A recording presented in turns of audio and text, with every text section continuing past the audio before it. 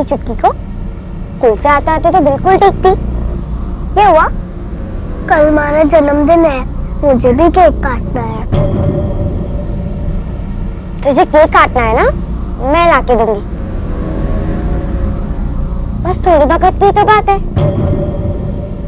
जब मैं बड़ी हो जाऊंगी ना तो ढेर सारा पैसा कमाऊंगी, बहुत बड़ा घर लूंगी जिसमें तू, मैं और अम्मा रहेंगे। ढेर सारे नौकर रखूंगी, माँ को काम भी नहीं करने दूंगी। काम चोरी करना, दिन में सपने देखना और कोई काम ना आवे तन्ने? हाँ, कितनी बार कहा है तन्ने ये फालतू की बातें छोड़ दे। और तू है कि इसे भी बेकार रही है। घर के काम काज सीख तू। अब ज्यादा बकत ना है तुझे इस घर से जाने में। वहां जाके नाक कटाएगी के? क्या माँ, तू भी ना? मैं कहीं नहीं जाऊंगी, मैं तेरे साथ ही रहूंगी। मैं बड़े होके ना खूब पैसे कमाऊंगी, मैं तेरी और गौरी के साथ ही रहूंगी। एक खींच के दूंगी ना तो मुंह टूट जाएगा तेरा। कल से ये स्कूल जाना बंद, घर के काम काज सीख तू और ये सतरंगी सपने देखना छोड़ दे तू। एक बच्चे की नजर में ये दुनिया बहुत खूबसूरत होती है और जिंदगी बहुत खुशनुमा। हर सपना, चाहे वो हकीकत से कितना भी परे क्यों ना हो, सच लगता है। जिंदगी को लेकर ये नजरिया, ये सपने ही होते हैं जो बच्चे की जिंदगी को मायने देते हैं। ये हमारा फर्ज बनता है कि हम अपने बच्चों के सपनों और जिंदगी को लेकर उनके इस आशावादी नजरिए की रक्षा करें। उन्हें उस तरीके और उस रफ्तार से आगे बढ़ने दें जो कुदरत ने उनके लिए तय की है। हरियाणा के एक छोटे से गांव सिहरी में रहने वाली इस मासूम बच्ची का एक ही सपना था कि वो बड़े होकर ढेर सारा पैसा कमाए और अपनी माँ और छोटी बहन को एक बेहतर और आरामदायक जिंदगी दे पाए। लेकिन मासूम सुमन की आंखों से इस सपने को छीनकर उनमें खून के आंसू भर दिए गए। सुमन के साथ कुछ ऐसा हुआ जो उसके सपनों से बिल्कुल उलट था।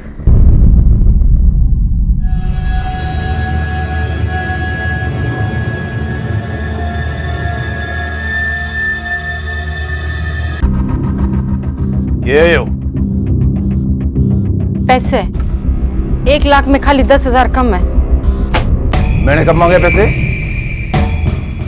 ऐसा मत कहिए। देखिए, आप ही ने तो कहा था माने कि मैं 1 लाख रुपए ला के दूंगी तो हमारी छोरी से मिलने देंगे। हमारी बात का यकीन करो, जो 10,000 कम है वो मैं जल्द ही ला कर दूंगी। हाँ। बावड़ी हो गई के? 1 महीना पहले अपनी छोरी को अपने साथ लाना लिखी तू। जब वो यहाँ आई नहीं तो किससे मिलवाया तेरे को? ये कैसी बात करो आप? हमारी छोरी अड्डे से, हमारी छोरी से मिलना है माने। ऐसे न माने कि तू। अरे टोटा पकड़ के गांव से बाहर फेंकी थे। ऐसे न मानेगी। सुमन से मिलना। मने लागे तन्ने अपने गांव के थाने में रिपोर्ट लिखानी चाहिए। सीरी गांव है ना तारा? उसको ले जाने के 8 दिन बाद में उसे वापस उसके ससुराल छोड़ आई थी साहब। वो तो जाना भी नहीं चाहती थी साहब। मैं फिर भी उसे जबरदस्ती वहां लेकर गई थी। माँ, मन यहाँ से ले चल माँ, नहीं आना छो। तेरा दिमाग घास चने गया है के? हाँ, बावली हो गई तू। ये तेरा ससुराल है, तेरा असली घर, और तुझे तेरी पूरी जिंदगी यहीं गुजारनी है। माँ, जिंदा रहूंगी तो जिंदगी गुजारूंगी ना माँ। माँ तू देख लेना, अगर मैंने यहाँ छोड़ दिया ना तुम्हारा मुंह वापस कभी ना देख पावेगी। ये क्या अनाप शनाप बोले है तू? हाँ, देख मैं कुंडी खटकाड़ी हूँ। हाँ, चल के सबके सामने माफी मांग लेना, सब ठीक हो जावे। नहीं माँ, माँ नहीं, माँ।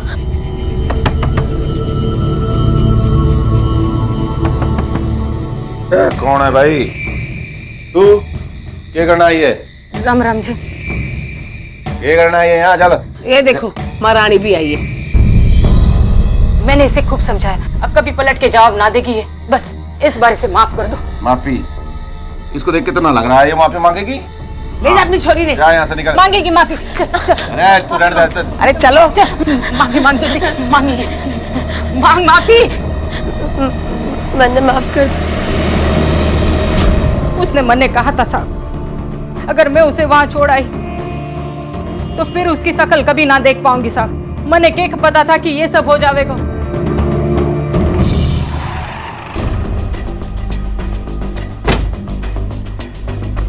आइए साहब, आइए। अब पानी वानी कुछ लेंगे, चाय वाय कुछ?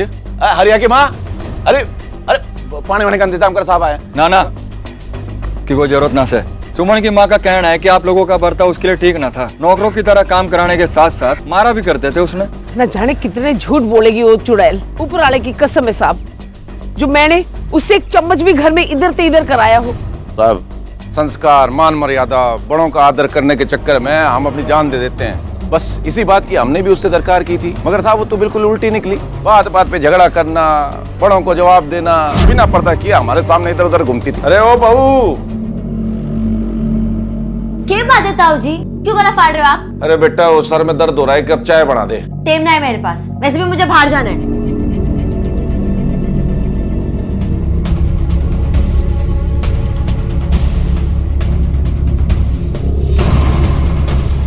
बहू, तो ये चल रहा है जरूरी काम? मतलब उसका चक्कर चल रहा था साहब जी। किसके साथ? कोई एक होवे तो बताओ। पूरे गांव में जो भी सामने पड़ जावे उसी के साथ शुरू हो जावे थी वो। मन ने तो लागे किसी के साथ भाग गई वो, और बदनामी के डर से उसकी माँ हमारे परिवार पे इल्जाम लगा रही होगी।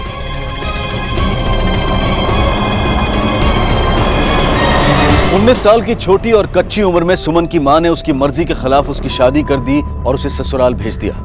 लेकिन अब वो अपने ससुराल में नहीं थी। उसके ससुराल वालों का कहना था कि सुमन की मां खुद उसे अपने साथ ले गई थी, जबकि सुमन की मां लगातार एक ही बात कहे चले जा रही थी कि उसने खुद सुमन को उसके ससुराल के दरवाजे पर छोड़ा था और उसके बाद उसने उसकी शक्ल तक नहीं देखी। कौन सच बोल रहा था और कौन झूठ, कहना मुश्किल था। शक की सुई सुमन के ससुराल वालों की तरफ भी उतना ही इशारा कर रही थी जितने की उसकी अपनी मां की तरफ। आखिर क्या हुआ था सुमन के साथ? मक्कार लोग है वो लोग, साफ साफ झूठ बोले हैं साहब। हमारी बात का यकीन करो साहब। तेरी बात का यकीन करके तो हम गए थे ना वहाँ बाजवा। दोबारा देख ले ये फोटो, यही है तेरी छोरी? हाँ साहब, अपनी चोरी को ना पहचानूंगी मैं, यही तो है हमारी सुमन। अगर यो सुमन है तो ये तो वहाँ नहीं है।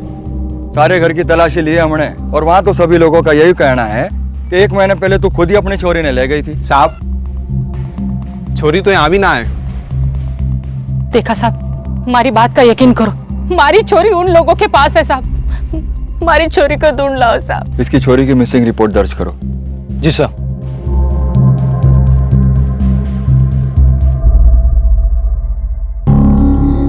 घना खतरनाक खेल खेलन लाग रही से तू। तेरा भाई हूँ, इस मारे समझा रहा हूँ, ना कर, सब कुछ बर्बाद हो जाएगा। ये सोच कर ना दी थी हमारी छोरी उन लोगों को कि एक दिन मने ऐसे आग दिखावेंगे वो लोग। तो क्या छोरी के घर में बिठा के रखेगी के? क्यों बैठेगी? जवान से, खूबसूरत से लाइन लग जावेगी छोरों की। तने जितना कहूं हूं उतना तू कर, बाकी सब मुझ पे छोड़ तू। ठीक से, तेरा जो भी फैसला होएगा, सही गलत, तारा साथ दूंगा। भाई हूं तारा। पुलिस ने सुमन को ढूंढने की बहुत कोशिश की लेकिन उसका कुछ पता नहीं चला। और उसके गायब होने के 4 महीने बाद जब उसके मिलने की हर उम्मीद नाउम्मीदी में बदल चुकी थी, अचानक वो दिखाई दी।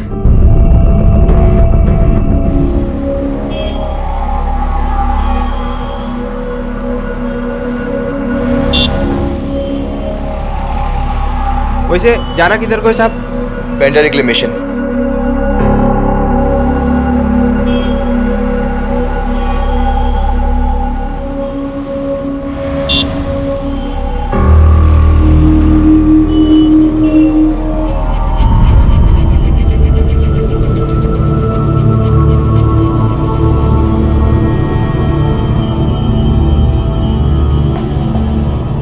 साहब जी, मैडम, मैं साहब, अरे भाई साहब कहाँ गए? अरे भाई साहब कहाँ गए? अरे क्या है दोस्त? अरे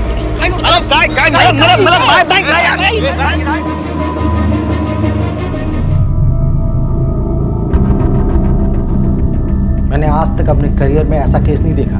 उसकी पूरी बॉडी मार्क्स एंड स्क्रैच से भरी पड़ी है। कुछ मारने से लगी चोट के निशान है, कुछ गर्म रॉड से जलाने के निशान, तो कुछ चाकू से काटने के या ब्लेड से काटने के निशान। उसकी 2 उंगलियां फ्रैक्चर है। दैट मीन्स उसे काफी लंबे समय से टॉर्चर किया जा रहा था। टॉर्चर तो बहुत छोटा शब्द होगा। उसके हाथों में कई जगह निडल्स के निशान मिले हैं, जिससे साफ पता चलता है कि उसकी बॉडी से कई बार ब्लड निकाला जा चुका है।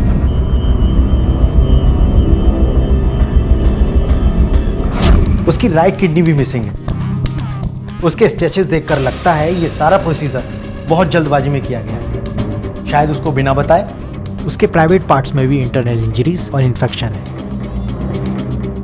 मैं ये नहीं समझ पा रहा हूँ, इतना सब कुछ सहने के बाद भी वो लड़की जिंदा कैसे है? आप बता सकते हैं कि ये सब उसके साथ कब हुआ होगा? I mean, एक अंदाजा। मुझे लगता है उसके साथ ये सब 5-6 महीने पहले से होना शुरू हुआ हो। Thank you. हरियाणा के गरसा गांव से एक नवविवाहित युवती का अचानक लापता हो जाना और लापता होने के लगभग 4 महीने के बाद अपने गांव से तकरीबन 1000 किलोमीटर दूर मुंबई शहर में पाया जाना ये किसी मुश्किल पहेली से कम नहीं था। ऊपर से उसके शरीर के बाहर और भीतर लगी चोटें, उसकी गायब किडनी और उसे दी गई यातनाएं इस पहेली को और मुश्किल बना रही थी। अपनी आगे जिंदगी में पहले उस लड़के को कभी नहीं देखा साहब। वो बांद्रा टर्मिनस से मेरे ऑटो में बैठे थे दोनों, लेकिन लड़का पता नहीं कहां उतर गया, पता ही नहीं चला साहब। बस इसके अलावा मेरे को कुछ नहीं पता साहब। पुलिस को इन्फॉर्म क्यों नहीं किया? खाली पकड़ किसी लफड़े में नहीं पड़ना चाहता था साहब, बस यही सोच के भाग रहा था। सर बस इतना ही है, ये कपड़े चप्पल सर, ना कोई वॉलेट है ना कोई आईडी। इन कपड़ों को देख के लगता है कि नए खरीदे गए हैं। और कुछ? हमने बांद्रा टर्मिनल से पूछताछ की सर, वो ऑटो वाला सच बोल रहा है। वो लड़की और उसके साथ एक लड़का दोनों उसी के ऑटो में बैठे थे और वो ऑटो वाला भी 1 घंटे पहले से टर्मिनस में मौजूद था अपने सवारी के इंतजार में। सर वहाँ के ट्रैफिक हवलदार ने भी कंफर्म किया है और वहाँ के सीसीटीवी फुटेज में भी यही दिखाई दे रहा है। स्टेशन के अंदर का फुटेज चेक किया कि वो लड़का लड़की कौन सी ट्रेन से आए थे? जी सर चेक किया पर कुछ मिला नहीं। लेकिन सर जिस वक्त उस ऑटो वाले ने उन्हें वहाँ से लिया था उसके 15 मिनट पहले ही सूरत बांद्रा इंटरसिटी एक्सप्रेस आती है सर। हो सकता है कि वो दोनों उसी में आए हो। दिखने से तो वो लड़की यहाँ की नहीं लगती, हो सकता है वो लड़का ही उसे यहाँ लेके आया हो। लेकिन एक बात समझ में नहीं आई, वो उसे इस हालत में लेके क्यों आया? शिंदे, हमें उस लड़के को ढूंढना होगा, पता करो उसका स्केच तैयार हुआ कि नहीं। Yes sir. शिंदे,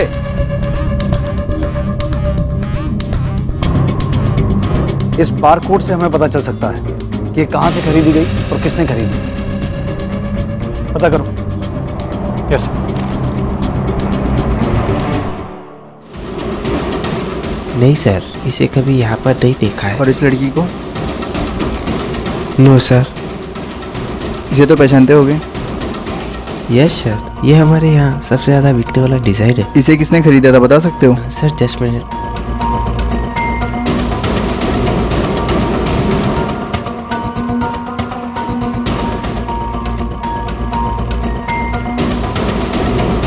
सर इसका पेमेंट तो क्रेडिट कार्ड से हुआ था, वो भी किसी मैरिज प्रभु के क्रेडिट कार्ड से। इसे देखा है पहले कभी? हाँ, एक ऐसा ही पेयर मैंने कुछ दिनों पहले खरीदा था।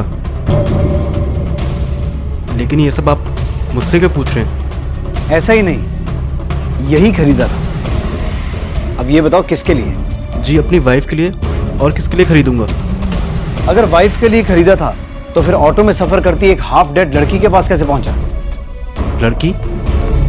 कौन सी लड़की? सर मुझे नहीं पता ये सब कैसे वहाँ पर। सर उस दिन मैंने बहुत सारी शॉपिंग करी थी, बहुत सारे बैग्स थे मेरे पास। हो सकता है गाड़ी में रखते वक्त या निकालते वक्त कहीं गिर गई होगी। सर इस प्रभु का और एक नंबर मिला है जिससे पिछले 2 हफ्तों में सूरत के एक नंबर पर काफ़ी बातचीत हुई है। सूरत? जहां से वो लड़का शायद उस लड़की को लेके आया था। झूठ बोला तूने हमसे कि तेरा सूरत से कोई कनेक्शन नहीं है। कनेक्शन नहीं है तो वहां कॉल क्यों करता था तू? बोल। सर बताता हूं मैं। सर सूरत में मेरी एक गर्लफ्रेंड है। उस दिन मैंने उसी के लिए सारी शॉपिंग की थी और वो चप्पल भी मैंने उसी दिन खरीदी थी। लेकिन सर जिस लड़की की तस्वीर आपने मुझे दिखाई है उसे तो मैं बिल्कुल भी नहीं जानता। और मैं ट्रेन से तो गया ही नहीं सर, मैं अपनी कार में गया था। सारे शॉपिंग बैग्स के साथ वो चप्पलों का बैग भी उसी के अंदर रखा था। मुझे नहीं पता सर वो कब गिर गया और कहाँ गिर गया। किसके साथ गया था? अकेला गया था? मैं और मेरा ड्राइवर। इसे उस स्केच दिखाओ।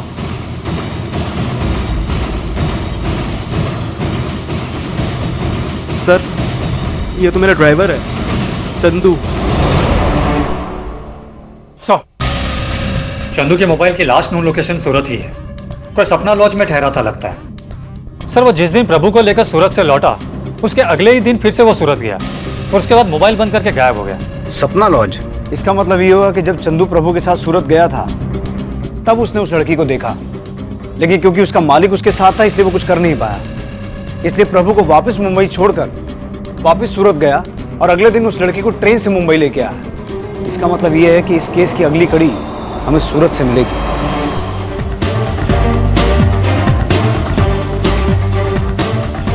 जी हाँ सर, मैं इसे जानता हूँ, लेकिन सुबह वो तैयार होकर गया और उसके बाद फिर लौट कर आया नहीं। अकेले आया था या उसके साथ कोई था? सर अकेले ही आया था वो। और इस लड़की को देखा है?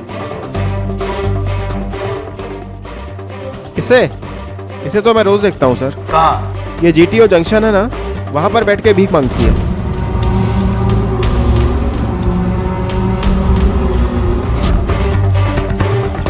Thank you.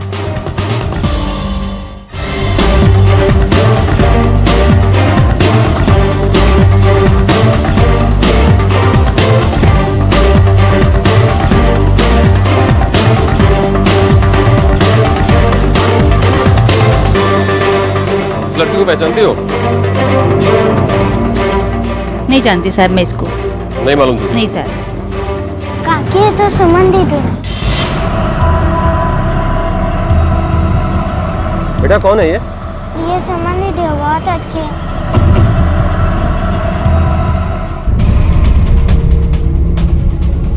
मैंने कुछ भी नहीं किया है सर। सर ये भिखारियों का गैंग चलाती है, इसको लोग मीता बहन के नाम से बुलाते हैं। और सर इस बच्चे को ये बताती है कि इसकी बहन का बेटा है। जब मैंने इसको फोटो दिखाया तो इस बच्चे ने बोला कि सुमन दीदी का फोटो है। सुमन? जी।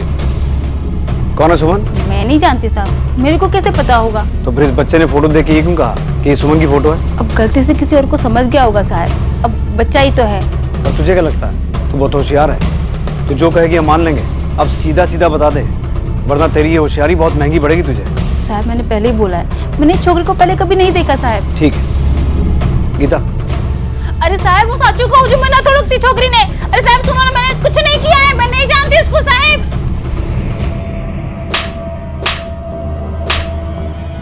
कुछ याद आया? हाँ साहब मैं बताती हूँ साहब। चल बोल, कैसे जानती थी उस लड़की को? सर वो राजस्थान से हरियाणा से कहीं से तो था, वो आदमी लेकर आया था उसको मेरे पास।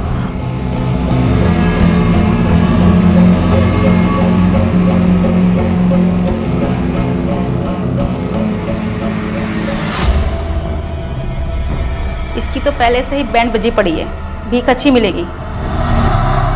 इधर आओ और बांध दे इन सबके साथ।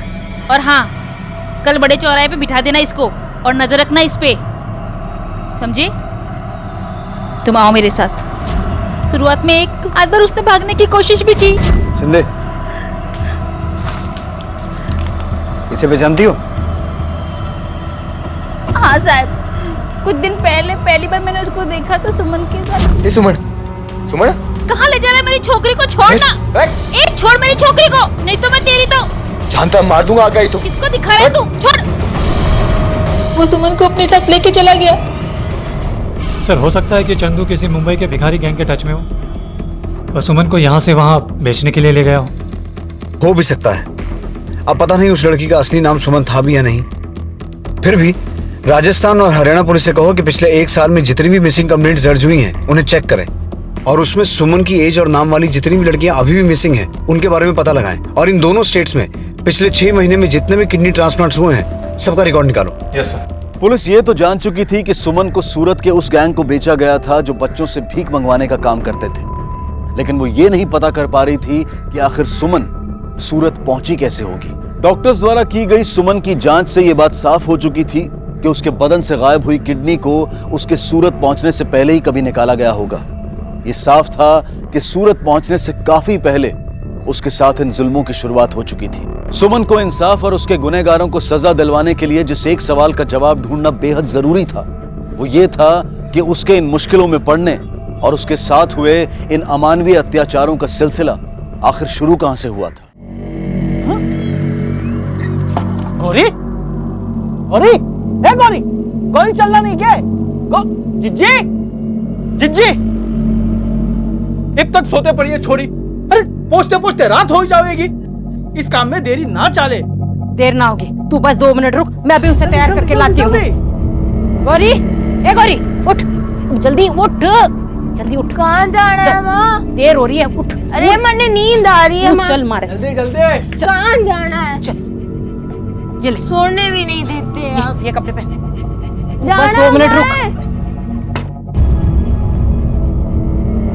माँ, इतने अच्छे कपड़े पहन के कहाँ जाना है मन्ने? ले, हो गई तैयार, ले जा इसे। मस्त लाग रही है। चल जा। वहां जाके एकदम अच्छे से रहना।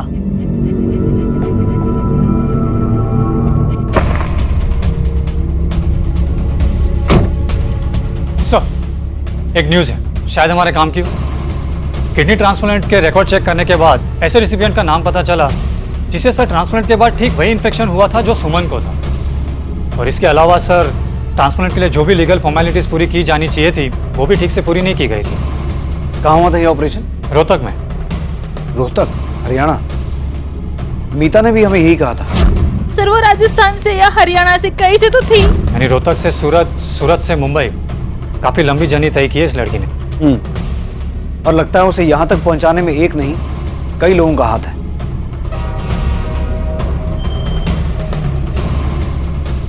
अब सीधे सीधे बताएंगे क्या हुआ था, कैसे हुआ था, या फिर हम अपने तरीके से पूछें?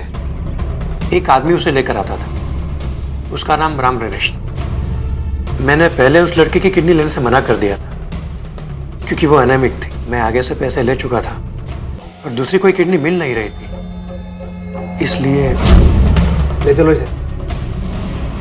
सर डॉक्टर ने राम नरेश का जो नंबर दिया था उसके बारे में पता किया सर।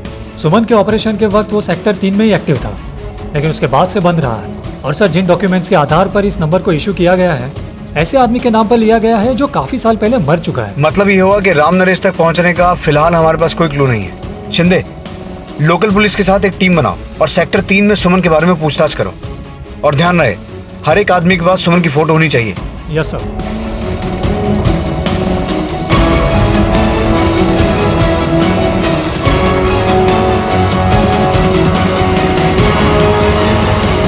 जनाब, हमें सुमन के घर वालों का पता चल गया। उसका पूरा नाम सुमन हरपाल बनीवाल से। उसकी मां ने उसकी गुमशुदगी की रिपोर्ट कुछ 4 महीने पहले अपने गांव घरसा के कोतवाली में लिखवाई थी। घरसा? अगर इस लड़की की मिसिंग कंप्लेंट दर्ज हुई थी तो आपने इसकी फोटो स्टेट के बाकी थानों में और न्यूज़पेपर में क्यों नहीं दी? जी साहब, हमने आसपास के थाने में दी थी फोटो, पर तफ्तीश के बाद पता चला कि उस छोरी का कैरेक्टर कुछ ठीक ना था और मनने लगा कि सर वो केस भाजगी होगी। और आजकल को सर आपने पता है कि हवा आजकल खराब सी चल रही है। आप तो मौसम विज्ञानी लगते हैं, तो मौसम विभाग में भर्ती क्यों नहीं हुए? पुलिस डिपार्टमेंट में क्या कर रहे हैं? हमारा काम सामने नजर आ रही संभावना को देख के केस को सॉल्व करना है, ना कि आराम से बैठ के हवा का रुख देखना। और आपने लीगल प्रोसीजर भी फॉलो नहीं किया। सॉरी जनाब, गलती होगी हमारे से। अब क्योंकि वो लड़की मुंबई में मिली है, इस केस को हमारी टीम इन्वेस्टिगेट करेगी। जी जनाब, हमारा पूरा सहयोग रहेगा आपको। बहुत बहुत शुक्रिया। अब एक काम कीजिए, सुमन के घर वालों को उसकी खबर भिजवाइए। जी साहब। अगर सुमन के गायब होने की खबर मिलते ही हरियाणा पुलिस ने हर तथ्य को पूरी तरह से खंगाला होता, हर उस प्रक्रिया को पूरा किया होता जिसे पूरा करना ऐसे मिसिंग केसेस में बहुत जरूरी होता है, तो शायद सुमन को ऐसी हालत में पहुंचने से काफी पहले बचाया जा सकता था। लेकिन इस घटना को काफी वक्त बीत चुका था और समय की धूल ने कई निशान छिपा दिए थे। इसके अलावा जांच का दायरा हरियाणा, गुजरात और महाराष्ट्र 3 राज्यों में फैल चुका था।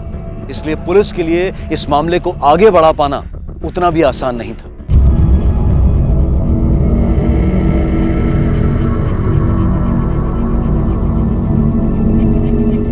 माजी मैंने डॉक्टर से बात की। डॉक्टर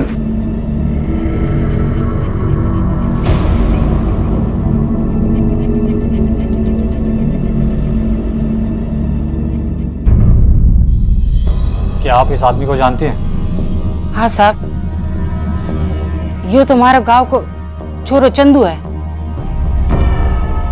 स्कूल के वक्त मारे छोरी के पाचे पाचे था। स्कूल के वक्त? हाँ साहब, जब मारी सुमन का ब्याह हुआ तब ये गांव छोड़कर चला गया। उसके बाद मैंने कभी देखा नहीं साहब। लेकिन आपने तो अपने गांव में जो कंप्लेंट लिखवाई थी उसमें कहा था कि आपकी बेटी के ससुराल वालों ने आपसे 1 लाख रुपए मांगे हैं। किस लिए मांगे थे वो रुपए? दहेज? उन्होंने मेरे सामने शर्त रखी। चोरी से मिलना चाहती है? हाँ। 1 लाख रुपए लिया, मिल ले अपनी चोरी से। साहब मैं गरीब, लेकर गई। मैंने कब मांगे पैसे? आप ही ने तो कहा था मैंने कि मैं 1 लाख रुपए ला के दूंगी तो हमारी छोरी से मिलने देंगे। हमारी बात का यकीन करो, जो 10,000 कम है वो मैं जल्द ही ला कर दूंगी, बाकी का इंतजाम करते। उन्होंने हमारी छोरी को टुकड़ों टुकड़ों में बांट दिया, जैसे कोई जमीन का टुकड़ा, थोड़ा आज थोड़ा कल। काफी जमीन हुआ करती थी कभी तुम्हारी, लेकिन अब सब बिक चुकी है।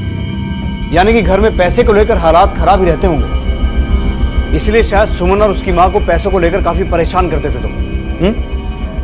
माँ झूठ बोल रही है जनाब, मैंने कोई पैसा नहीं लिया उससे, उल्टा उसी ने जीना हराम कर रखा था हमारा।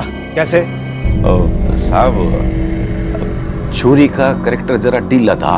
अब गांव के जितने भी छोरे हैं ना, सबके साथ चक्कर फिट कर रखा था उसने। बहू, तो यो चल रहा है जरूरी काम। पक्की तरह से तो ना कह सकूं, पर हमें तो लगा कि उनमें से किसी एक छोरे के साथ भागी हो, तभी। नरक में भी जगह ना मिलेगी साहब उस आदमी ने। ब्याह के पहले हमारी छोरी ने किसी की तरफ आंख उठा के ना देखा है, तो ब्याह के बाद ऐसी गंदगी क्यों फैलाएगी वाह? हमें फंसाने की खातिर रुपयों से भरा हुआ थैला लेके हमारे घर पहुंच गई। पर सर मजाल कि हमने उससे रुपयों से भरे हुए थैले को हाथ भी लगाया। एक बात मुझे आज तक समझ में ना आई कि इतने सारे रुपये कमला के पास एक साथ आए कहां से? जो पूछा उसका जवाब दो कमला। 90,000 तुम्हारे लिए बहुत बड़ी रकम थी, और इतनी बड़ी रकम का इंतजाम तुमने कैसे और कहां से किया? इंदर से उधार लिए थे मैंने। इंदर तुम्हारा भाई? तेरा बैंक अकाउंट चेक किया हमने, जिसमें कभी 40 या 50,000 से ज्यादा होते ही नहीं। तो फिर अपनी बहन को 90,000 रुपए कहां से दिए तुमने? 90,000 रुपए अपनी बहन को कहां से दिए? भांजी है ना हमारी, तो उसके लिए कुछ तो करना पड़े, तो मैंने अपनी जमीन बेच दी। जमीन बेच दी? हाँ। पर तूने अपनी जमीन 2012 में बेची, ये उसका सबूत है। कहीं ऐसा तो नहीं कि सुमन तेरे ही पास थी और तूने उसकी किडनी बेच के पैसे अपनी बहन को दे दिए? यो को बकवास करो साहब। तमीज से, अगर दोबारा बदतमीजी की, ना मुंह खोलने के लायक बचेगा ना बोलने के लायक। तुझे क्या लगता है तू जो बोलेगा हम मान लेंगे? तेरा असली धंधा पार्टियों में लड़कियां नचाने का है ना? है ना? आप जानती हैं आपका भाई क्या करता है? मैं तो बस इतना ही जानूं साहब कि वो अपना परिवार पालता है। सुमन के साथ कैसा रिश्ता था उसका? जैसा एक बाप बेटी का हो ऐसा। अपनी बेटी से भी बढ़कर मानता था वो उसे। जब ताऊ ने पैसे मांगे तब इंदर ने साहूकार से उधार लिए थे। लेकिन ताऊ ने तो पैसे लिए ही नहीं। इसीलिए तो जब इंदर साहूकार को पैसे लौटाने गया था तो साहूकार ने बिना ब्याज के पैसे लिए ही नहीं। इसलिए ब्याज के पैसे लौटाने की खातिर हमारी छोरी को 2-3 बार नचवाना पड़ा साहब। माँ, इतने अच्छे कपड़े पहन के कहाँ जाना है मन्ने? ले, हो गई तैयार, ले जा इसे। मस्त लाग रही है। चल जा, वहां जाके एकदम अच्छे से रहना। एक बेटी की जिंदगी बचाने के लिए दूसरी बेटी की इज्जत दांव पे लगा दी।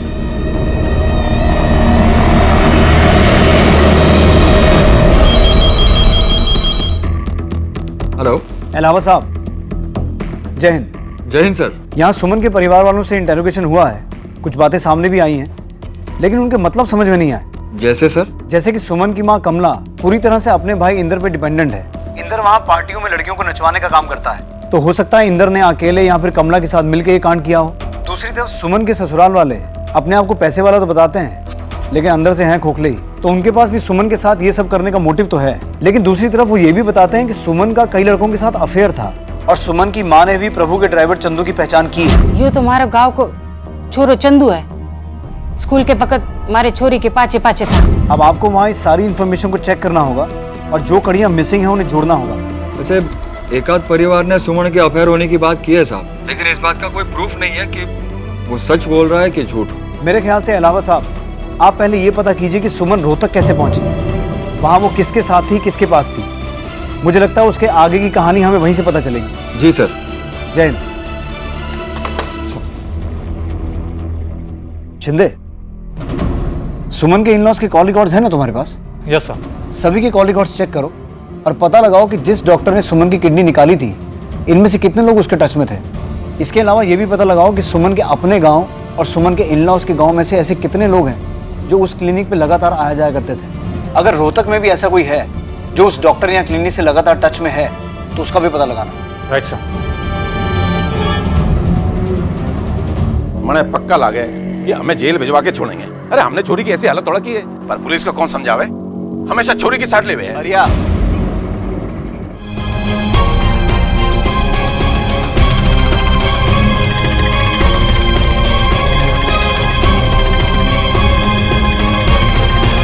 चंदू, काफी वक्त से तुझसे मुलाकात करने का मन था, पर तूने कभी मौका ही नहीं दिया और आज यहां से भी बिना मिले ही जा रहा था। डर की वजह से या फिर सुमन के साथ जो तूने किया उसकी शर्मिंदगी की वजह से? ना साहब, मैंने सुमन के साथ कुछ गलत काम ना किया, और जिन्होंने किया उनको तो आपने छोड़ ही दिया। हमने तो दोनों को छोड़ दिया, उसकी माँ को भी और उसके ससुराल वालों को भी। तो किसकी बात कर रहा है? दोनों की साहब। एक तो उसके ससुराल वाले जिन्होंने उसकी ऐसी हालत कर दी, और दूसरी उसकी माँ जिसने उसका जरा सा भी साथ ना दिया। दूसरों पर इल्जाम लगाने से पहले ये बता, तेरा क्या रोल है इस कहानी में? क्या रिश्ता था तेरा सुमन से?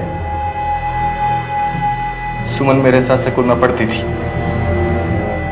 क्योंकि हमारी क्लास से अलग अलग थी तो स्कूल में कभी बात ना हो पाई।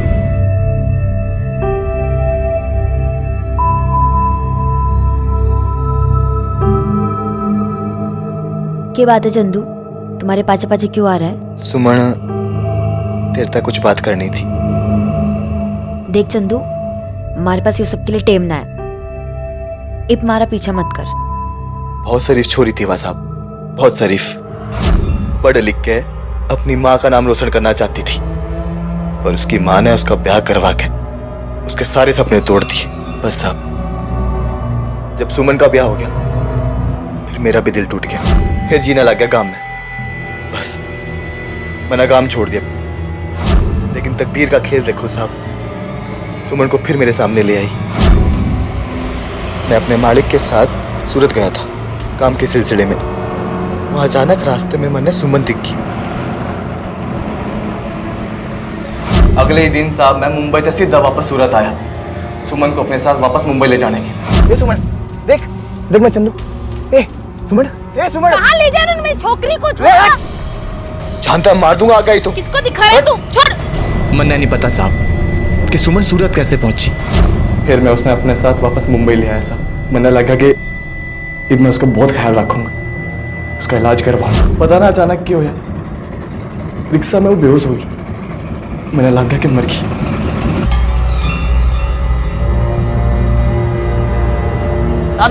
तो मैं डर के मारे उसने रिक्शा में छोड़ कर भाग लिया साहब। और जब देखा साहब कि वो थाने से बाहर यूं आ रहे जैसे कुछ होया ही ना, बस साहब फिर मैं रह नहीं गया। मैंने लग गया क्या आपने तो छोड़ दिया उन्हें, पर मैं ना छोड़ूंगा। और तो खुद ही जज बन के इंसाफ करने कूद पड़ा, उन पे जानलेवा हमला किया। उन लोगों के साथ तो इस तभी बुरा होना चाहिए था साहब, साड़ों को तड़पा तड़पा के मारना चाहिए था, जैसे उन्होंने मेरी सुमन को तड़पाया साहब। उनके साथ क्या होना चाहिए क्या नहीं, ये तय करना अदालत का काम है, तेरा नहीं। ये उन लोगों की लिस्ट है जो उस क्लिनिक से रेगुलर टच में थे और उनका वहां आना जाना था।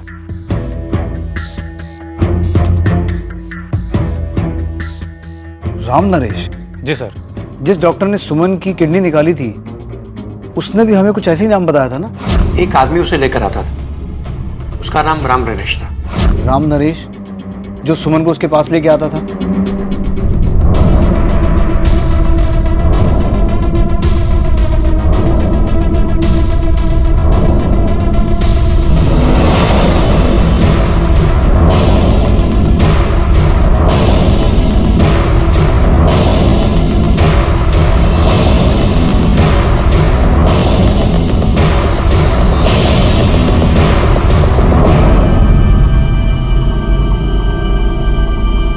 यो क्या जगह है? वो सब जानवर बांधने की जगह है। जानवर पालने में बहुत मेहनत लगे है, इसलिए बहुत पहले ही बेच दिए सारे जानवर।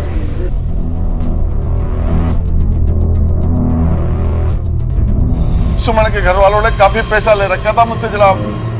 वो कर्जा दे नहीं पा रहे थे तो उसके बदले में सारे खेत मेरे नाम कर दिए, पर इससे मेरा आधा ही पैसा मुझे मिला। आधे के बदले में उन्होंने सुमन को मेरे पास लाके बेच दिया। उसका पति वो हरियाई उसे लेकर आया था मेरे पास। और जनाब तो वह मेरे पास आई थी तो पहले से उसकी हालत बहुत खराब थी। पूरे बदन पे जले हुए कटे के निशान थे। पर उसके बावजूद तुझे उस पर रहम नहीं आया?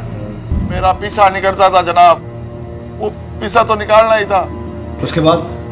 ऑपरेशन के बाद हमने उसका बहुत ख्याल रखा, पर जैसे ही उसकी तबीयत थोड़ी ठीक हुई उसके बाद मैंने ना पता उसका के होया के नहीं। तुझे कैसे पता होगा?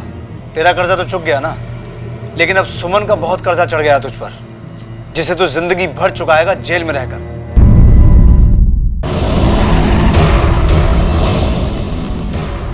बुलावा आया तेरा मुंबई से।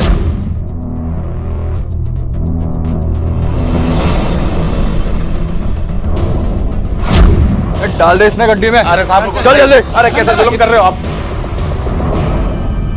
सुमन के हाथों पर भी हमें ऐसे ही निशान मिले थे जैसे तेरे हाथ पे हैं। कैसे पड़े ये निशान? तुम्हारे घर के जानवरों के बाड़े में से हमें एक रस्सी मिली थी, लेकिन वहां जानवर तो थे ही नहीं। किसे बांधते थे वहां?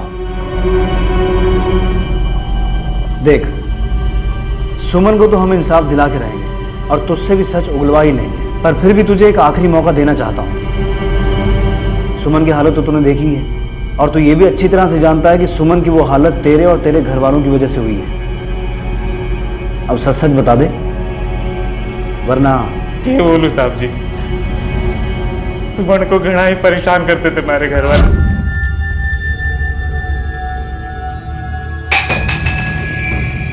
नौकरानी बना के रख दिए थे, दिन रात सब काम करती थी, कभी भी मार कर। घर में किसी के पास इतनी हिम्मत ना थी कि कोई ताऊ और ताईजी के सामने अपनी जबान खोल सके, मारे में भी ना थी शायद। फिर सुमन परेशान होकर बिना किसी को बताए अपने माँ के घर चली गई, लेकिन उसकी माँ दोबारा सुमन को हमारे दरवाजे पे छोड़ गई।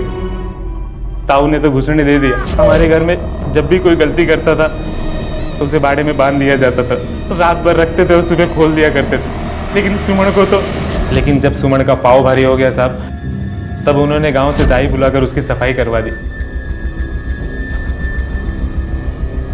जब दाई ने कहा कि सुमन के अंदर गड़बड़ है, उसे अस्पताल लेके जाना पड़ेगा, तो सब घबरा गए साहब। उनको लगा कि सबको पता न चल जाए। वो लोग उसे मार के गाड़ देना चाहते थे। मैं सुमन को बचाना चाहता था साहब। हमारे दिमाग में एक ही रास्ता आया।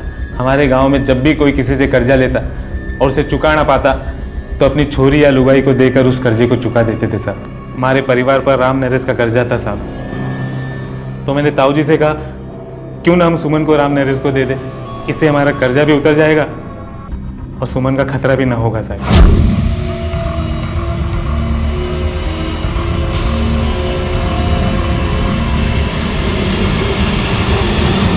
उसे बचाने का और कोई रास्ता ना था साहब मेरे पास। अगर मैं ऐसा ना करता तो ताऊ जी और बाकी सब घर वाले उसे पक्का मार देते।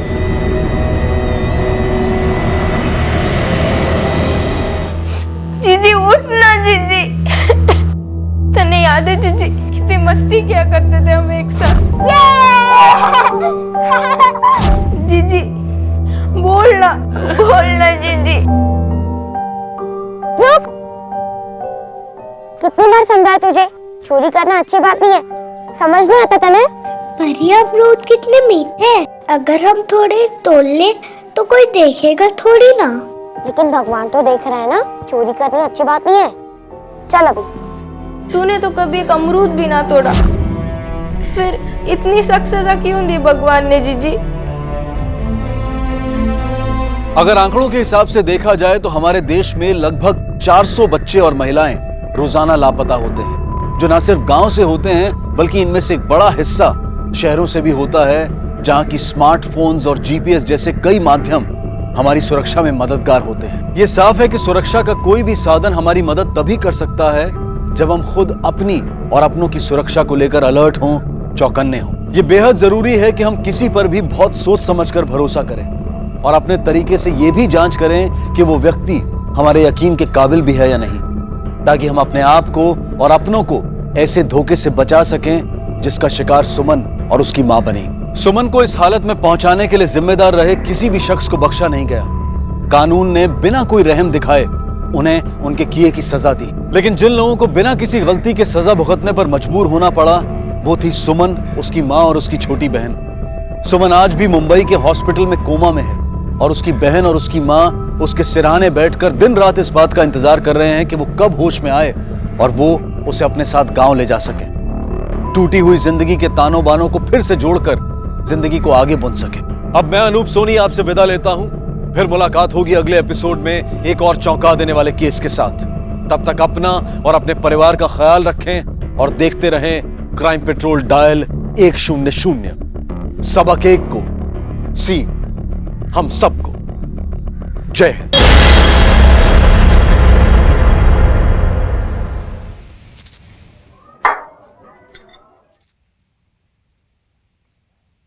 चीनी आजकल सोने के भाव में मिल रही है क्या? मतलब खीर में शक्कर है ही नहीं।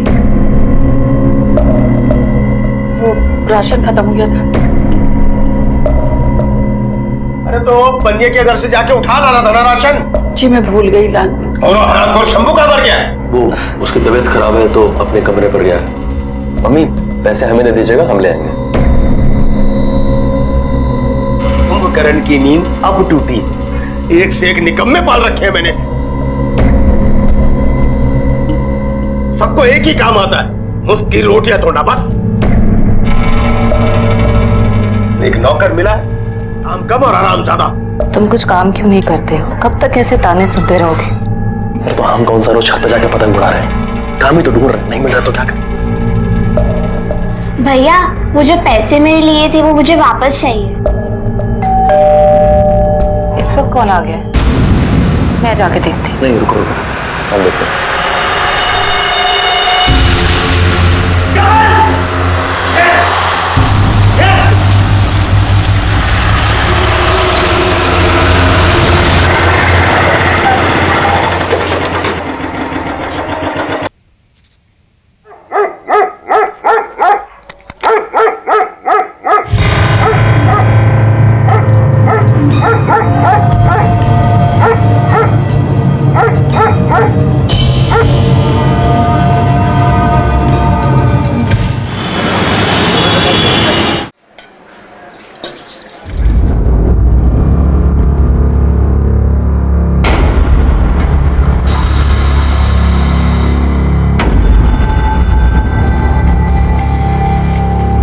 नमस्ते अंकल। पर नाथू, तेरे दूध की क्वालिटी सुधर गई क्या? रोज की तरह अंकल से चार बातें नहीं सुनी तूने। क्यों अंकल, क्या हुआ? सब ठीक तो है? कल रात को आपके घर पे किसी का आना जाना लगा हुआ था। वो एक्चुअली मुझे कल आते हुए काफी देर हो गई थी तो मैंने किसी को आते जाते देखा। दरअसल मिला ने कल अच्छा खाना बना दिया था ना, तो थोड़ा ज्यादा खा लिया था, इसलिए मैं टहलने गया था बाहर। तो रात को आप ही से? हाँ हाँ, मैं चलता हूँ, फिर फुर्सत में मिलते हैं। ठीक है अंकल।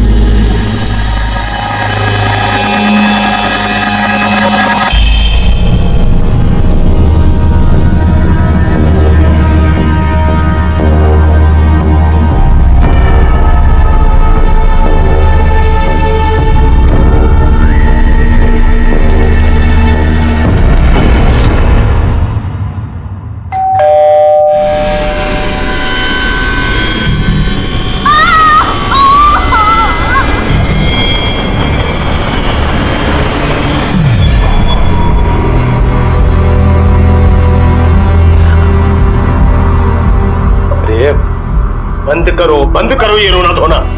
जो कुछ भी हुआ है उसे भुलाकर जीना तो पड़ेगा ना। अब एक बात याद रखो कि जो कुछ भी हुआ है ना उसके जिम्मेदार तुम भी हो। अरे बंद करो रोना धोना।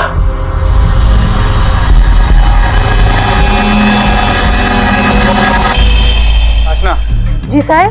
ये शर्मा जी के घर में चल क्या रहा है? मतलब उनका आपस में कोई टेंशन वगैरह है? साहब ज्यादा कुछ तो पता नहीं है, पर कोमल बिटिया 2-3 दिन से गायब है। दिन भर कोमल बिटिया घर पे रहती थी और नाच गाना करती थी। इसकी वजह से ना उसको बहुत डांट पड़ती थी। क्या चल रही? नचनिया बनना है या डॉक्टर? ये मेरा घर है, इसको का अड्डा नहीं है। अगर ये सब दे सकते हैं ना तो तोड़ के फेंक भी सकते हैं इसको। काहे डांट रहे बच्ची को? यही तो उम्र उसकी हंसने खेलने की। तो बिगाड़ो इसे। और एक बात सुन लो, एक लड़की हो तब भी इतनी छूट दिए हैं। पढ़ा रहे हैं, लिखा रहे हैं। और अगर नाचना खेलना है ना तो हाथ पीले करके दूसरे घर में भेजने के लिए हमको जरा भी टाइम नहीं लगेगा, समझी? ठीक है, अगर तुम्हें कुछ भी पता चले तो मुझे बताना। हाँ साहब।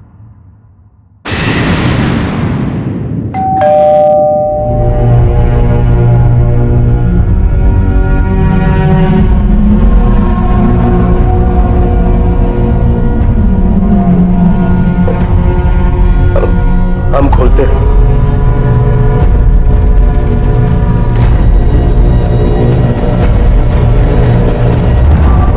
अंकल जी, कुछ बात करनी है।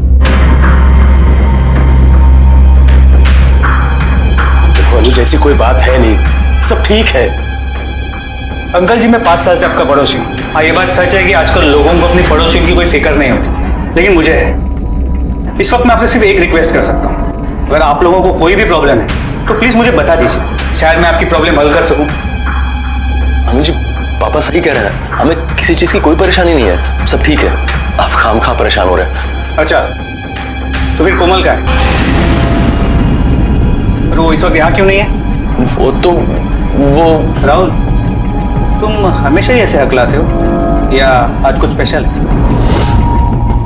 नहीं, दरअसल कोमल अपने स्कूल की ट्रिप पे गई हुई है बाहर। बेटा, सब कुछ ठीक ही, ऐसा कुछ है नहीं। अगर कुछ होगा तो तुम्हें ही बताएंगे। ठीक है, फिलहाल आपकी ये बात मान लेते, लेकिन सिर्फ आपके पड़ोसी होने के नाते नहीं, बल्कि पुलिस ऑफिसर होने के नाते भी कह रहा हूँ। अगर आप लोगों को कुछ भी प्रॉब्लम है तो आप किसी भी वक्त मुझे फोन कर सकते हैं, मैं आपकी मदद के लिए आ जाऊंगा।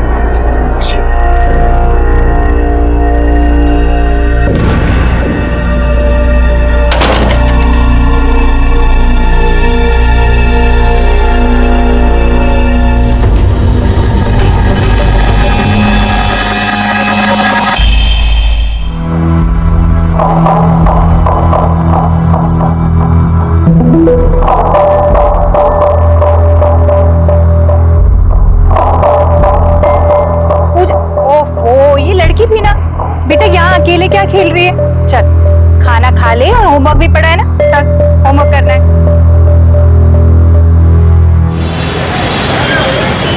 सर, ऐसा तो हमारे स्कूल से कोई भी ट्रिप नहीं गया और ये पॉसिबल भी नहीं है क्योंकि स्टूडेंट्स के एग्जाम 2 हफ्तों के बाद से शुरू हैं। क्या?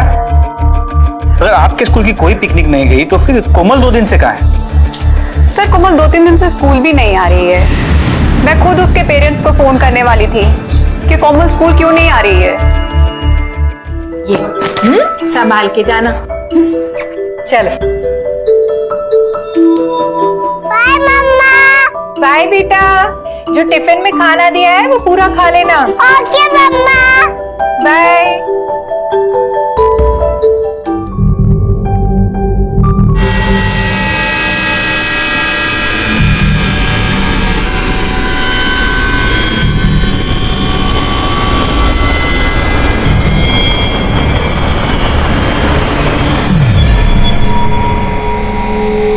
कोमल का है, पूरा सच बताइए, ये आखिरी मौका है,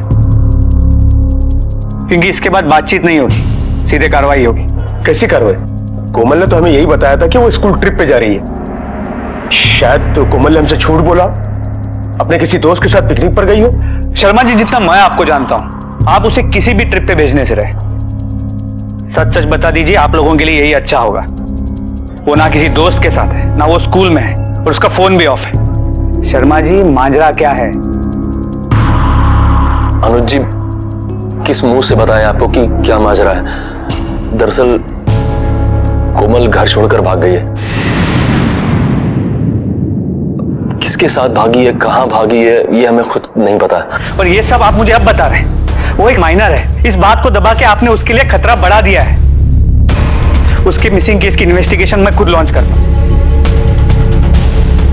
विजय, कोमल का फोन 2 दिन स्विच ऑफ होने के बाद 19 तारीख को स्विच ऑन होता है। यस सर, और सेल्यूलर कंपनी से आई डिटेल्स में पता चला कि कोमल को लास्ट कॉल किसी आकाश त्रिपाठी ने किया था और उसका लास्ट लोकेशन बालाजी चौक है। तुम पता करो इस कोमल और आकाश त्रिपाठी के बीच कनेक्शन क्या है। मैं बालाजी चौक जाके पता करता हूँ। सर,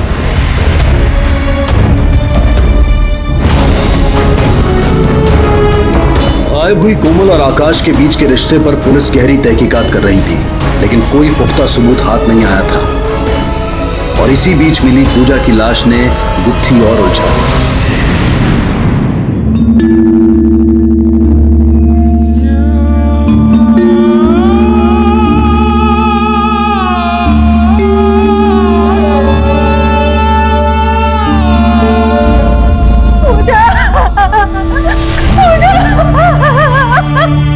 मेरी बच्ची है पूजा, पूजा, पूजा,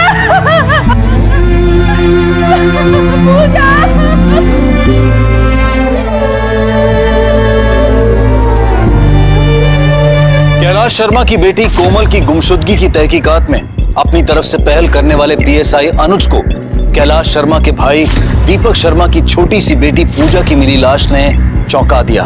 कई सवाल उठ रहे थे कि इस छोटी सी बच्ची को किसने मौत के घाट उतार दिया, इस मासूम के साथ ऐसा क्यों हुआ, कैलाश शर्मा के परिवार वाले पुलिस को तहकीकात में सहयोग क्यों नहीं दे रहे थे, ये किसी राज पर पर्दा डालने की कोशिश थी या फिर किसी जुर्म को छिपाने की साजिश। लेकिन इतना तो तय था कि इस परिवार में कुछ अंदरूनी खलिश जरूर थी। आखिर चल क्या रहा था इस परिवार में? सर, पूजा की माँ रानी और पिता दीपक से बात हुई। दीपक के ऑफिस जाने का वक्त वही है जब पूजा की स्कूल बस आती और रानी उस वक्त टिफिन बनाने में बिजी होती। पूजा के स्कूल बस का स्टॉप उसके घर से काफी करीब है, इसलिए वो घर से अकेले जाया करती थी। जिस दिन पूजा की मौत हुई उस दिन वो घर से निकली तो थी, लेकिन वो स्कूल बस में चढ़ी नहीं। हमने उसके स्कूल बस के फ्रेंड्स और टीचर से बात कंफर्म की। शायद पूजा बस आने से पहले ही गायब हो चुकी थी। कितने बजे निकली थी पूजा घर से? सर, पूजा रोज घर से 7:30 बजे निकलती थी और उस दिन भी वो उसी टाइम पर निकली थी। पूजा की बस वहां कितने बजे पहुंचती थी? सब पक्का 7:35 को। अशोक नगर का उसका टाइम ही 7:35 का। 7:30 बजे पूजा बस स्टॉप पर पहुंचती है और 7:35 पे गायब। सिर्फ 5 मिनट। और किसी के लिए कैसे पॉसिबल है 5 मिनट के अंदर किसी बच्ची को किडनैप करना? सर, मैंने उस बस स्टॉप के पास जाके भी चेक किया, कोई एटीएम हो या किसी दुकान में सीसीटीवी हो, सर कुछ नहीं मिला। एक काम करते हैं, 7:30 से 8 बजे के बीच वहां से आने जाने वाले लोगों से पूछताछ करते हैं। पड़ोसी, किसी रोड साइड वेंडर, किसी से कुछ भी पता चलना इस केस में हमारे लिए मेजर लीड हो सकता है।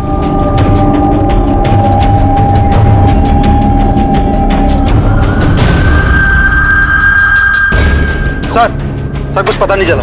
सर, यहाँ किसी ने कुछ भी नहीं देखा है और उस बस में इस गली से चढ़ने वाली सिर्फ पूजा ही थी। सर, सोचने वाली बात यह है कि छोटे भाई दीपक की बेटी पूजा मर चुकी है, तो बड़े भाई कैलाश की बेटी कोमल गायब है। कैलाश और दीपक के आपस में संबंध कैसे हैं? तो दोनों भाइयों की आपस में बिल्कुल नहीं जमते। 2 साल पहले प्रॉपर्टी को लेकर बहुत बड़ा झगड़ा हुआ था दोनों के बीच। 4 महीने पहले ही दोनों अलग भी हुए। काहे का रिश्ता, इतना सब हो गया। अरे इतना कठोर दिल दुश्मन का भी नहीं होता है। भाई साहब ने आना तो दूर, एक फोन भी नहीं किया हमको, और हम समझते नहीं है क्या? ये जो ढकोसला तुम करने यहाँ आए हो सब समझते हैं। भीतर ही भीतर खुश हो तुम लोग। चाचा जी कैसी बात कर रहे हैं आप? चुप रहो तुम, एकदम ठीक समझ रहे हैं। तो लगता है कहीं कोमल ने तो हमारी बिटिया को नहीं मार दिया और उसके बाद तुम लोगों ने उसे छुपा दिया। इसे भी कोई भरोसा नहीं। सांप की औलाद सपोला नहीं होगी तो क्या होगी?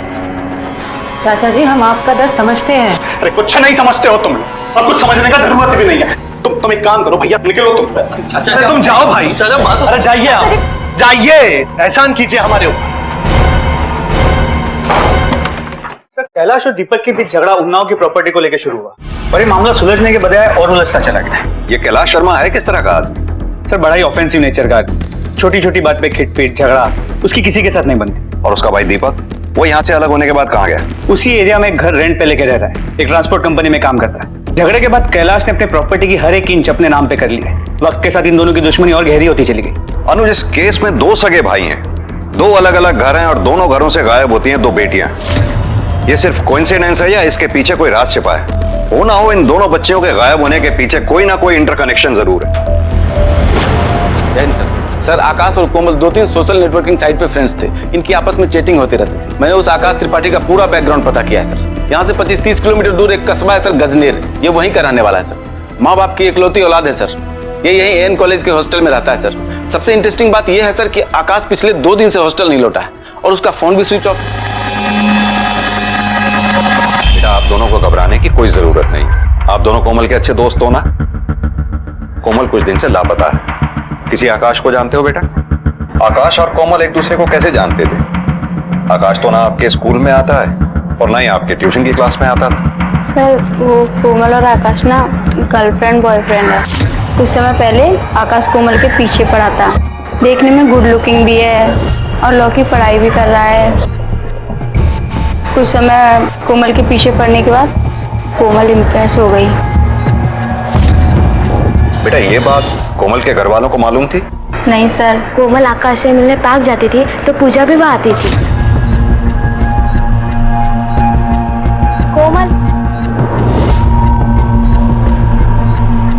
पूजा तुम यहाँ क्या कर रही हो? मुझे आपके साथ रहने में बहुत मजा आता है। आपकी हेयर स्टाइल बहुत अच्छी है। अच्छा तो तुम मेरे घर आ जाओ, मैं बहुत सारी हेयर स्टाइल सिखाऊंगी। पर अब ना तुम घर जाओ, ओके? और गलती से भी किसी को मत बताना कि तुम मुझसे मिली हो, ठीक है? वरना हेयर स्टाइल नहीं सिखाऊंगी, ओके? विधि, इसे घर ले जाओ। अनुज, कहीं ऐसा तो नहीं कोमल खुद अपनी मर्जी से आकाश के साथ भाग गई हो? और हो सकता है पूजा ने कुछ ऐसा देख लिया हो जिसकी वजह से कोमल और आकाश को पूजा को रास्ते से हटाना पड़ा हो। सर एक सेकंड। हाँ बोलो। ठीक है हम थाने आते हैं। तो पूजा की पोस्टमार्टम रिपोर्ट आ गई। उसे मारने से पहले उसके साथ सेक्सुअल असॉल्ट हुआ था, जिसके बाद उसका गला घोट के उसे मार दिया गया। बलात्कार? हमारी 5 साल की बच्ची के साथ, फूल जैसी गुड़िया के साथ किसने किया ये सब? दीपक जी, इसको पहचानते हैं आप? इसे आपने कभी अपने एरिया में आते जाते देखा है? हाँ देखा है, मगर हम इसे पहचानते नहीं हैं। दीपक जी, इस लड़के का नाम आकाश त्रिपाठी है। आपके बड़े भाई कैलाश शर्मा की बेटी कोमल शर्मा का बॉयफ्रेंड है ये। आप हमको काहे दिखा रहे हैं सब? हमें इस लड़के पर शक है, किसी ने पूजा के साथ। ये ऐसा क्यों करेगा? हमें अभी सिर्फ शक है। दीपक जी, आप अभी जा सकते हैं। जैसे ही हमें पूजा के बारे में कोई इंफॉर्मेशन मिलती है, उसके हत्यारे के बारे में कोई इंफॉर्मेशन मिलती है, हम आपको खबर देंगे। सर ये आकाश एक लॉ स्टूडेंट है, वो इतनी छोटी बच्ची के साथ ये सब करेगा क्या? अनुज, इंसान के दिमाग पे जुर्म अपनी दस्तक उम्र देख के नहीं देती। ये एक बच्ची के साथ बलात्कार और खून का मामला है। किसी भी एंगल को इतनी आसानी से हम डिसमिस नहीं कर सकते। बाहर निकाल कैलाश शर्मा। मेरी घर, जमीन, दुकान सब ले ली, मन नहीं भरा। उसके बाद चला क्या आया करे? चला जा यहाँ से, नहीं तो सारे 4 गंधा पे इंतजाम करके जाना फिर। अरे तेरी लौंडिया के आशिक ने मारा है मेरी बच्ची को। अरे इतनी जवानी चढ़ रही थी तेरी बेटी को, तो शादी काहे नहीं करा दी उसकी? पता नहीं मेरी बेटी ने कोमल को, तेरी बेटी को उसके आशिक के साथ क्या क्या करते देखा होगा। अपनी जबान संभाल के दे। हमारी बेटी के बारे में कुछ भी बोला ना बाबा, वो नशे में, लेकिन आप तो होश में ना। अभी अभी उनकी बेटी मरी और आप छोड़िए ना, चलिए अंदर चलते। चुप चुप, सुन ले एक बात। बात अगर हमारी इज्जत की आई ना, देख कैलाश शर्मा, खून के रिश्ते का भी खून बहाने से डरेगा नहीं, समझा कि नहीं? कोई खून का रिश्ता नहीं है। आप सारे रिश्ते खत्म। अरे खत्म सब रिश्ते। निकल यहाँ से, हमको सिखा रहा। कैलाश शर्मा और दीपक शर्मा के बीच की तल्खियां अब खुलकर सामने आने लगी थी। पूजा के साथ हुए इस घिनौने अपराध का जिम्मेदार दीपक कैलाश को मान रहा था। क्या गुमशुदा हुई कोमल और उसके बॉयफ्रेंड आकाश का पूजा की मौत से कोई ताल्लुक था? पुलिस कड़ियां जोड़ने में लगी थी, लेकिन अब भी बहुत कुछ था जो सामने आना बाकी था। तिवारी बोलो। सर हमने आकाश के घर, कॉलेज, स्कूल, हॉस्टल सब जगह पता कर लिया, पर आकाश का कहीं कुछ अता पता नहीं है। आकाश के घर पे नजर रखो, वो अपने माँ बाप से या माँ बाप उससे मिलने की कोशिश जरूर करेंगे। Okay sir.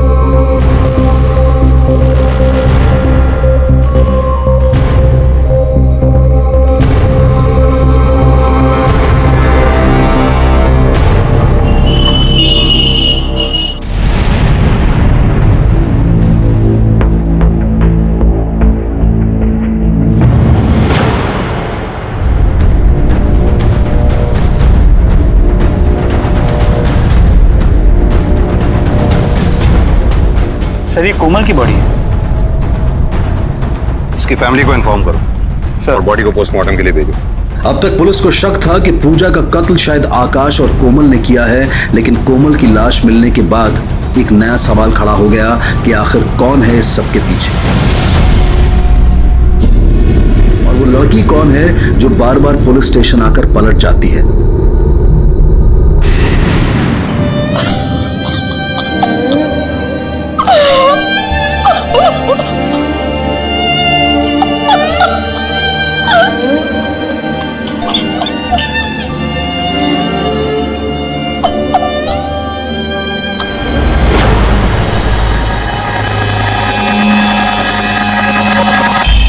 अपने 15 साल के करियर में कई परिवारों को उनके फैमिली मेंबर्स की डेड बॉडी सौंपी। आप लोगों के रिएक्शंस तो सबसे अजीब है। कोमल की लाश आज मिली है ना, वो तो हमारे लिए उसी वक्त मर गई थी जब वो घर छोड़कर गई थी।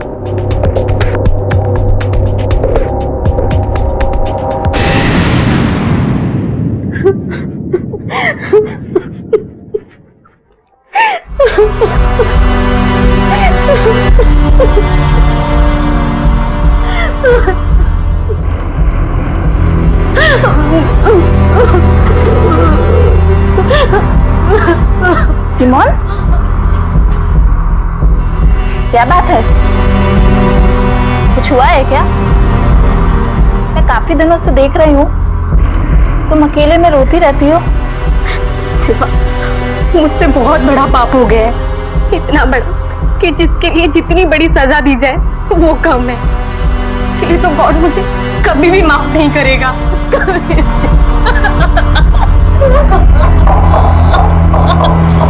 अनुज, पहले हमें पता चलता है कि पूजा को मारने से पहले उसके साथ रेप किया गया था, और अब कोमल को भी मारने से पहले उसके साथ रेप किया गया था। ये सब चल क्या रहा है? कहीं ऐसा तो नहीं ये सब आकाश ने ही किया हो?